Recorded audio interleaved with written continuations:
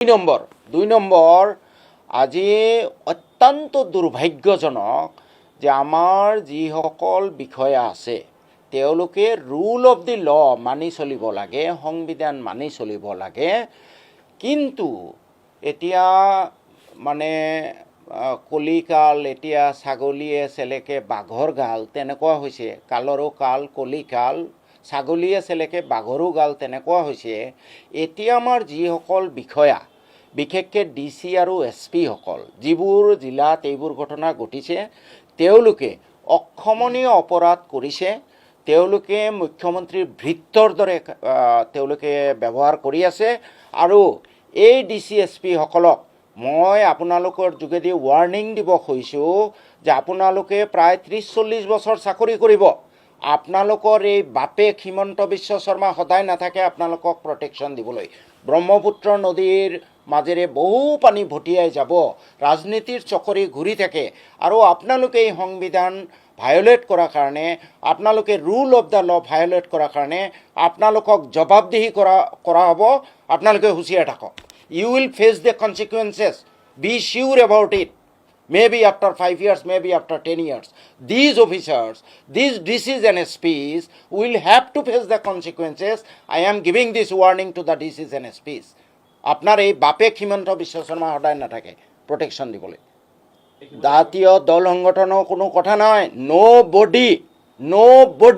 no one can violate the provisions of constitution. এইখন আটাইতকৈ ডাঙৰ দল সংগঠন, ৰাজনৈতিক দল এইবোৰতকৈ এইখন ডাঙৰ। কোনোবা দল সংগঠনে যদি ভুল কৰিছে পানিছমেণ্ট খাব লাগে তেওঁলোকে, আৰু তাৰ পানিছমেণ্ট নোখোৱাৰ কাৰণে DC SP দায়ী হ'ব আৰু দায়ী কৰা হ'ব। মই ৱাৰ্ণিং দিছোঁ তেওঁলোকক। দুই নম্বৰ আজি অত্যন্ত দুৰ্ভাগ্যজনক যে আমাৰ যিসকল বিষয়া আছে তেওঁলোকে ৰুল অফ দি ল মানি চলিব লাগে, সংবিধান মানি চলিব লাগে, কিন্তু এতিয়া মানে কলিকাল, এতিয়া ছাগলীয়ে চেলেকে বাঘৰ গাল তেনেকুৱা হৈছে, কালৰো কাল কলিকাল, ছাগলীয়ে চেলেকে বাঘৰো গাল তেনেকুৱা হৈছে। এতিয়া আমাৰ যিসকল বিষয়া, বিশেষকৈ DC আৰু SP সকল, যিবোৰ জিলাত এইবোৰ ঘটনা ঘটিছে, তেওঁলোকে অক্ষমনীয় অপৰাধ কৰিছে। তেওঁলোকে মুখ্যমন্ত্ৰীৰ ভৃত্যৰ দৰে তেওঁলোকে ব্যৱহাৰ কৰি আছে। আৰু এই DC SP সকলক মই আপোনালোকৰ যোগেদি ৱাৰ্ণিং দিব খুজিছোঁ যে আপোনালোকে প্ৰায় 30-40 বছৰ চাকৰি কৰিব। আপোনালোকৰ এই বাপেক হিমন্ত বিশ্ব শৰ্মা সদায় নাথাকে আপোনালোকক প্ৰটেকশ্যন দিবলৈ।